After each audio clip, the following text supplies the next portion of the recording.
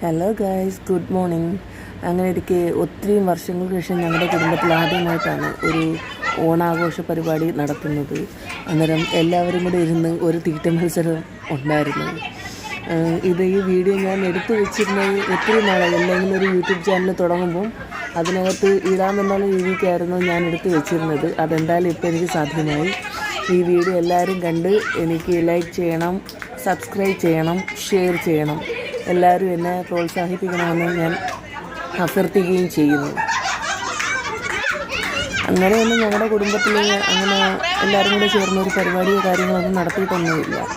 ഇത് വീണ് കിട്ടിയ നിധി പോലെ ഒരു പ്രാവശ്യം എല്ലാവരും കൂടെ ഇരുന്ന് ആലോചിച്ച് അങ്ങനെ ആഘോഷിക്കാമെന്ന് വിചാരിച്ചതായിരുന്നു. പക്ഷേ അത് വലിയൊരു അനുഭവമായിരുന്നു.